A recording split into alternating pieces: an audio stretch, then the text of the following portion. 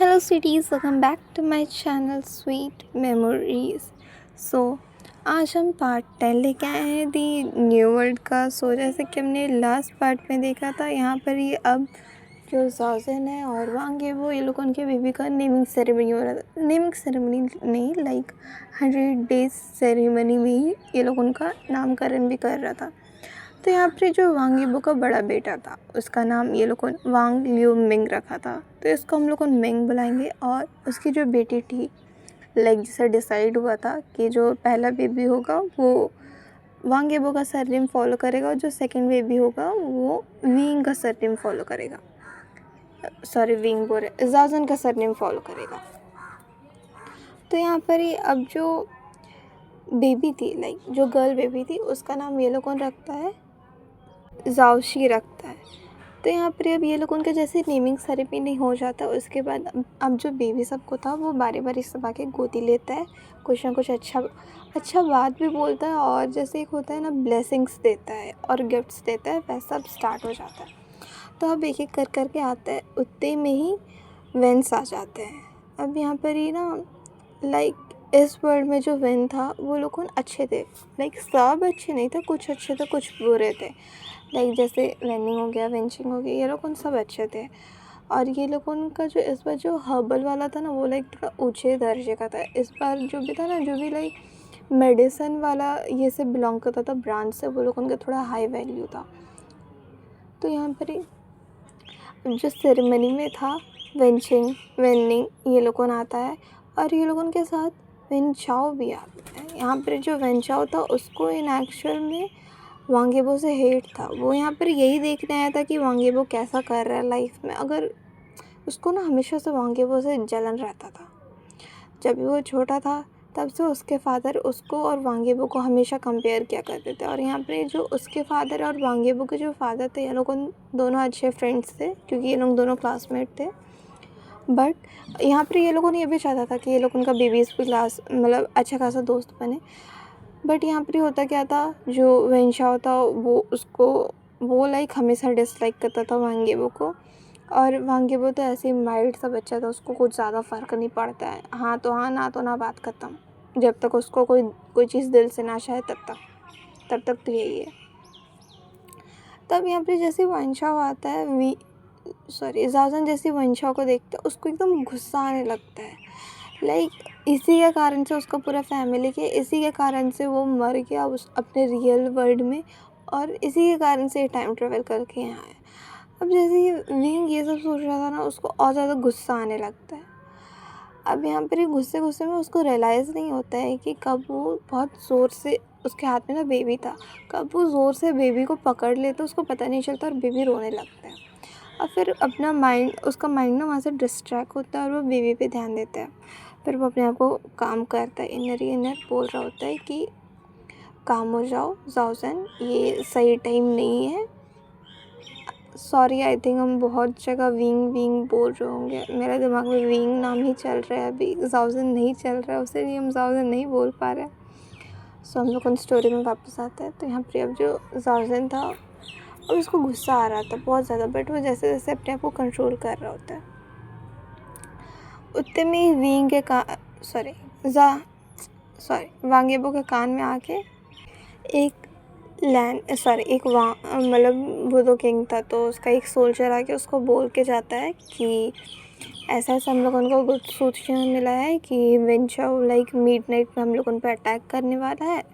अब जैसे विंग ये जाओसन ये सुनता है, लाइक वो पहले जाओसन को ये बात बता नहीं रहा था, बट अब जब जाओसन को ये बात पता चलता है, वो करता क्या है, अब वो वांग यीबो के साथ मिलकर स्ट्रैटेजी बना रहा होता है। अब यहाँ पर क्योंकि जो जाओसन था वो रियल लाइफ में सोल्जर था, उसको बहुत ज़्यादा नॉलेज है ये सब का, उसको भी और वांग यीबो दोनों को ही नॉलेज है। बट यहाँ पर जो जाओसन है उसका जो वे है वो थोड़ा मॉडर्न वे में है, और जो वांग यीबो उसका थोड़ा ओल्ड वे में है। तो यहाँ पर अब ये लोगों ने करता है कि ये दोनों मिलकर स्ट्रैटेजी बनाते हैं।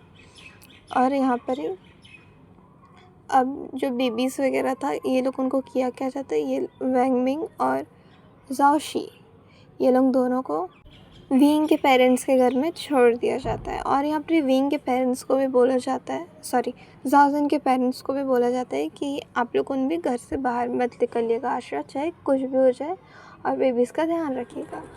यहाँ पर अब जो ज़ाओज़न के पेरेंट्स थे वो ये बात सुन के एग्री करते हैं। और यहाँ पर जो ज़ाओज़न का ब्रदर था वो यहाँ पर ज़ाओज़न को बोल रहा होता है कि तुम अच्छे से संभल के रहना। अब यहाँ पर जो वांग येबो का मेन सोल्जर था यांग चेंग, वो आके, सोल्जर नहीं लाइक कमांडर, वो आके वांग येबो को बोलता है कि हाँ, ये जो भी गुप्त सूचना मिला था हम लोग उनको सोल्जर के थ्रू, ये ट्रुथ है और इन एक्चुअल में हम लोग उनको घेर लिया गया है और एक भी गलत कदम हम लोग उनको बहुत बड़ा डिसएडवांटेज दे सकता है। अब जैसे ही विंग और वांग येबो, सॉरी ज़ाओज़न और वांग येबो ये सुनते हैं, वो लोग ना वापस से अपना स्ट्रेटजी मतलब प्लानिंग वगैरह अच्छा से अब फुल प्रूफ कर लेते हैं।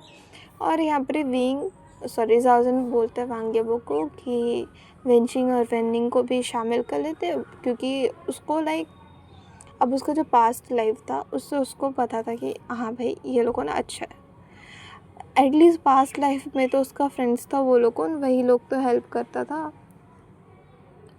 और यहाँ पर ही ना लाइक दो वैन है, पहले बोल दे रहे, एक जो विंग का मेड सर्वेंट था वो जो हमेशा विंग के साथ रहता था, और एक जो आया था लाइक वो वेन कब मतलब वेन क्या बोलते उसको, वेन किंगडम से आया था वेंचिंग के साथ। और यहाँ पर ही जो वेनिंग का हालत था ना, लाइक अब जब वो पुतला बन गया था तब कैसा था वैसा हालत अब उसका हो गया था। लाइक जब वो वेन किंगडम से यहाँ आया था तब रास्ते में उसका ऐसा हो गया था, और उसको भी कुछ लाइक मतलब सुपर नेचुरल पावर्स मिल गया था। बट हाँ, वो बुरा नहीं था, अच्छा था, सबको लगता था वो कठपुतली, बट नहीं है वो कठपुतली। इस टाइम भी मतलब इस किंगडम में भी वो कठपुतली वाला जो भी था चल रहा होता है सिस्टम, जो हम लोग दी अंटेन में देखे थे ना, वैसा ही। तो यहाँ पर ही अब जो वेनिंग रहता है और जो वेन रहता है, अरे यार रुको बहुत कन्फ्यूज़न हो जा रहा है यहाँ पर ही। बट अब जैसे अब ये सबसे साइड हटते हम लोग और ज़ाओज़न और वांग येबो पे जाते हैं। अब ये लोग जैसे ये सब स्ट्रैटेजी वगैरह प्लान कर रहे थे, उतने में ही ज़ाओज़न को न्यूज़ मिलता है कि जो उसका मेड सर्वेंट वेनिंग था उसका ड्यू टू समथिंग उसको इंजरी हो गया है और वो अब उसका साथ नहीं दे सकता, क्योंकि बहुत सीरियस इंजरी हुआ है उसको, लाइक लाइफ और डेथ के बीच वो झूला झूल रहा है। अब जैसे ही ज़ाओज़न ये सुनता है वो सैड हो जाता है, क्योंकि जब वो इस वर्ल्ड में आया था टाइम ट्रैवल करके तब और कोई नहीं, बस वही था जो उसका साथ देता था। अब यहाँ पर ही जब ये चीज़ ज़ाओज़न सुनता है ना, वो थोड़ा सैड सा मायूस हो जाता है, और ये चीज़ ना वांग येबो को भी बर्दाश्त नहीं होता।